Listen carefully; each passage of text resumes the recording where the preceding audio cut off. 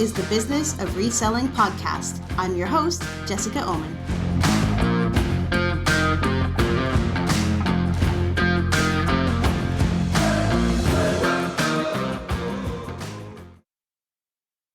Here we are. It is time for episode 42 of the Business of Reselling podcast. I'm your host, Jessica. And on today's episode, I'm talking about what to do to make sure your selling space doesn't turn into a big hoard.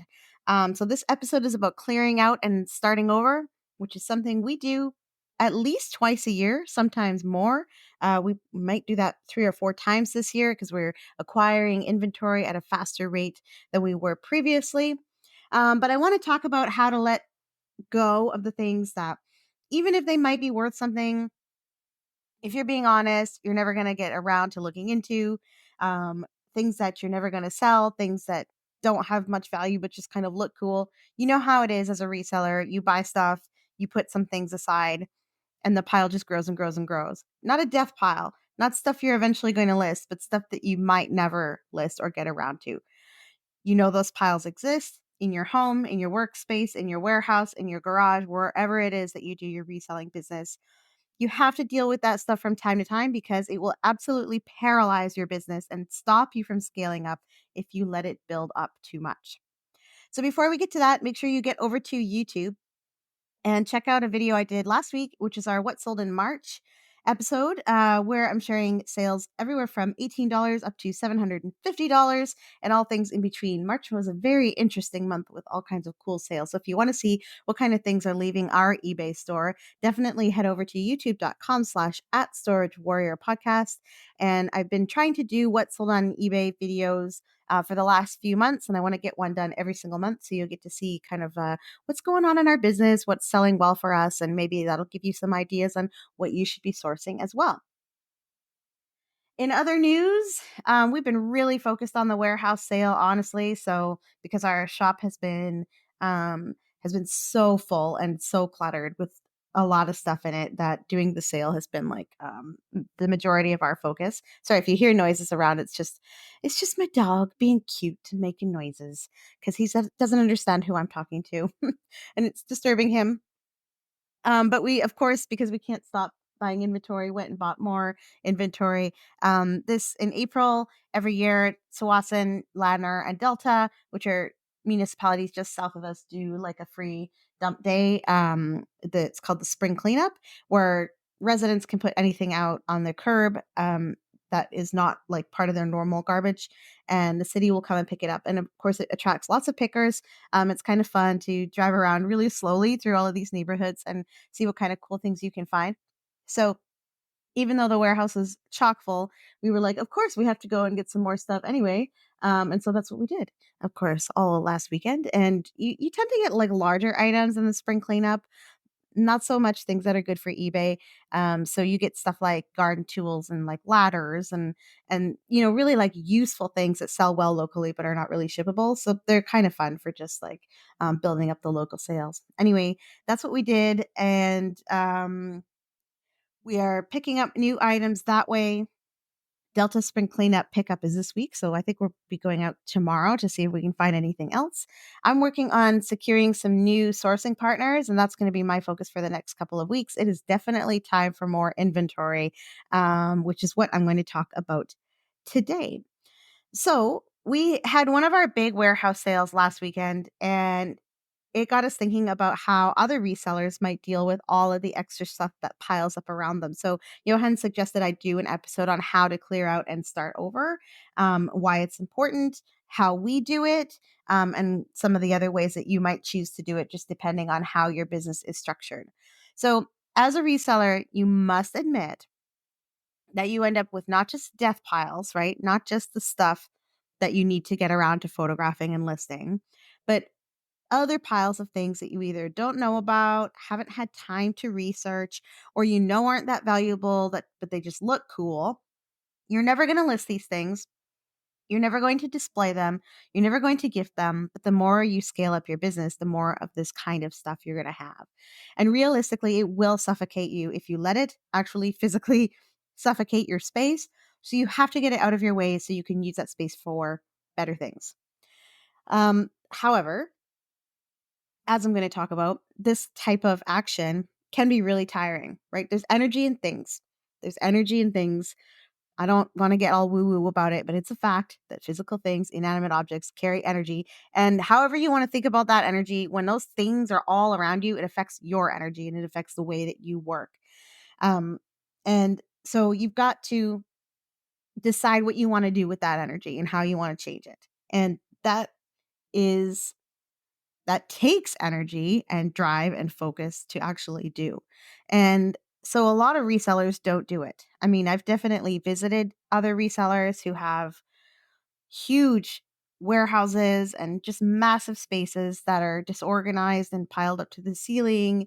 And it's all cool stuff that they just, they know it's not helping them to have it all, but it just takes too much time and too much energy to get rid of it.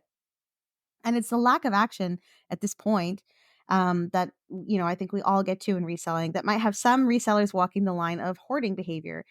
So you can listen to episode 32, which I've linked in the show notes, if you want to hear my take on that. I did a whole episode on whether reselling can lead to hoarding behavior. So check that one out. It's kind of an interesting one. But that's certainly a place that I never want to get to. It doesn't serve me. It doesn't help the business. It's just not healthy for many reasons. So periodically, we have these big warehouse sales to make space for new inventory and give us more room to work. We say when we have to have a warehouse sale, we're like, the shop's not breathing and we need to let it breathe. So that's what these warehouse sales essentially do. They just open up the space, get the fresh air in there, and allow us to breathe and be more productive in our workspace. So I'll explain a little bit about our process of how we set them up, price, organize them, and sort of give you an idea of what a typical yard sale weekend would look like. So we really kind of have this down to a bit of a science. Um, the setup is the setup happens with, like, we go and get like fruit trays, like not banana boxes, but like the things they might put oranges in, like those cardboard crates. We get a bunch of those, and then we just fill those up with random things, so everything is in trays, and then the trays kind of get stacked up as they get full, and then we take out tables. We have, I don't know, a dozen or more tables. And we pull out the tables and then we put all the trays on the tables. So it's really easy to set up. And if we don't have enough tables, then we can put trays under the tables as well and sort of arrange large things around the tables. And then we're fortunate that we have a loading bay and then we have 3 parking spots, and there's not much activity in our warehouse complex on the weekends. So we can spread out these tables all over our 3 parking spots, and customers can come and park in the other parking spots, and they're not disturbing the other businesses because most of them are closed. We do tend to spend some time on pricing. We don't price everything. We can't. It's thousands of items. It's just impossible to do. But doing pricing on some things kind of gives an anchor, gives customers who show up an idea of where we're at with pricing. Because you know how it is when you go to a garage sale, you're like, is this person trying to get 60% of retail for all their stuff, or are they really blowing it out? You kind of want to be able to suss that out when you go. And so that's what our pricing strategy is for. We're like putting $2 on $20 items all over the place, and trying to signal that we are in clear out mode, that we want things to be uh, going away for cheap. Excuse me. So that's kind of how we set it up and organize it, and it all kind of gets set up in the front quarter of our warehouse behind the loading bay door. And so the problem with that is that when we get too much stuff in that section, we can't bring in new inventory for sorting, because you open up that bay door, you're bringing boxes in, and you have nowhere to put them because all the shelves are full of these trays. So that's when we're like, okay, this is getting to the point where it's ridiculous and we can't have boxes piled up to the ceiling. So that's why we have a warehouse sale.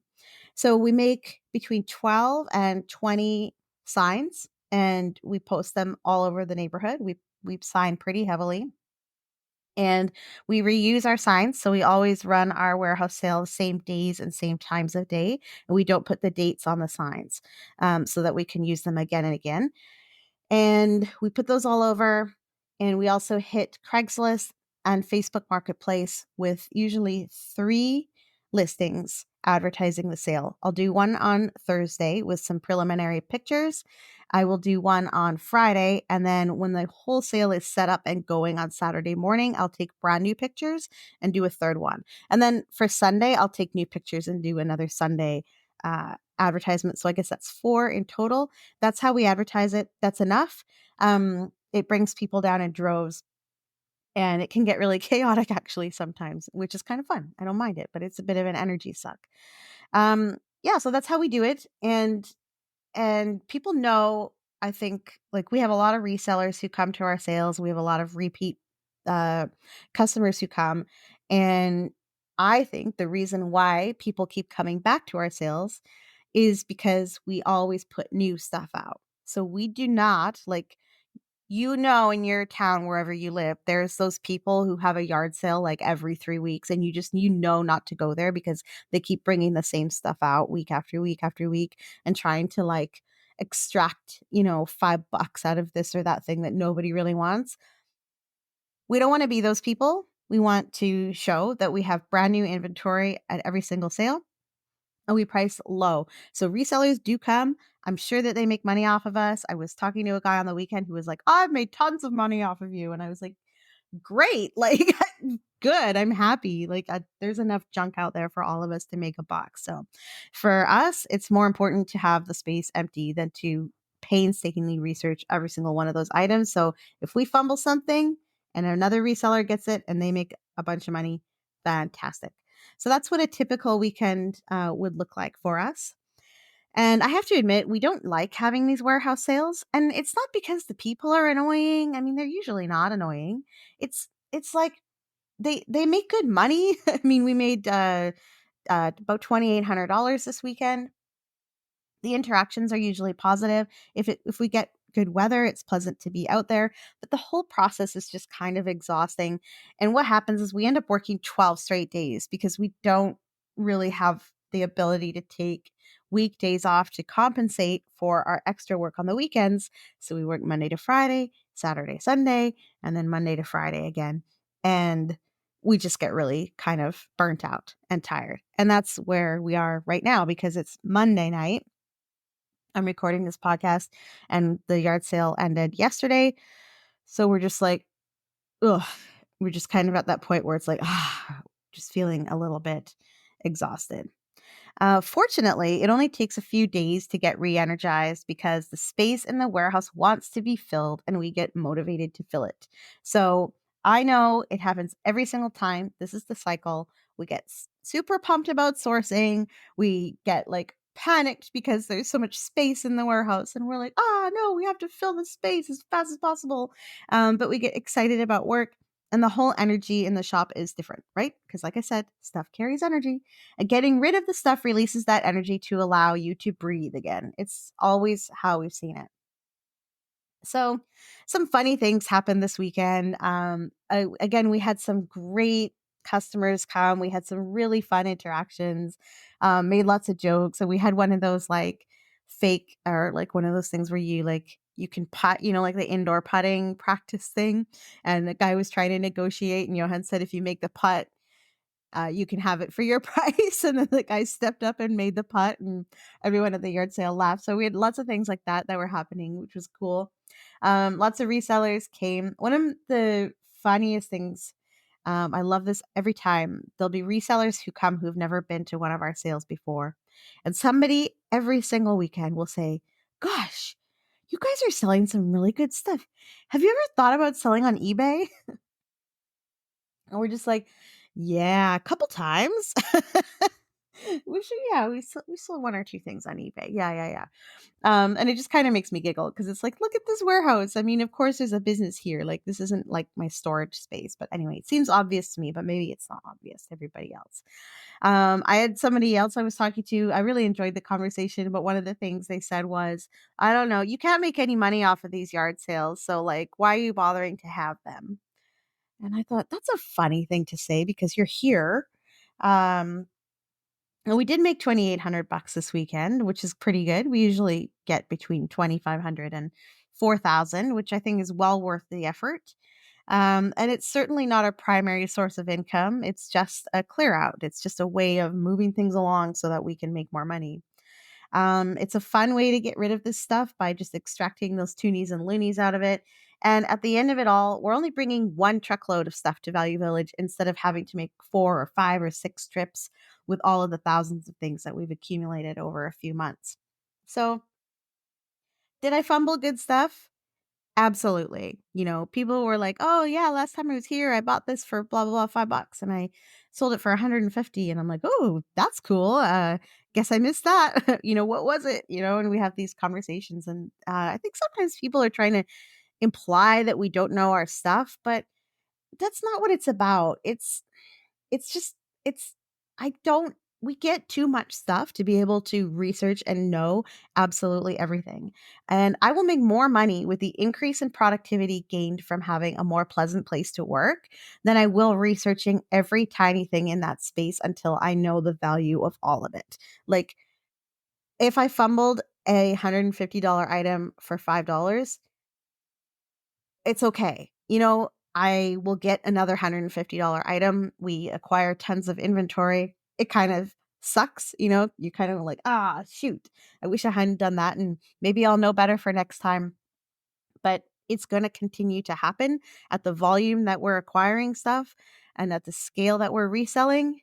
Absolutely, I'm going to fumble $150 items from time to time at my yard sales. So there, if you're in Vancouver, you should definitely come to the next one so you can make $150 off of me. Do it. Um, are there other ways to deal with this stuff that we could utilize? I mean, sure, we could donate it all. We could have friends come and take the things they like. We could have an auction. That's something that some resellers do, maybe on Max Sold or another platform. They have big auctions to try and clear out their space, and that can be effective too.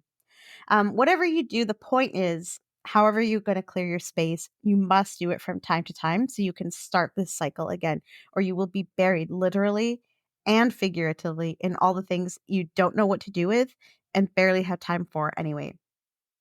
Don't worry about fumbling something from time to time. Don't fumble gold though. Just try not to fumble gold because gold is on a trajectory that is, it's quite astonishing at the moment. So if you have gold, don't give it away. Just a tip.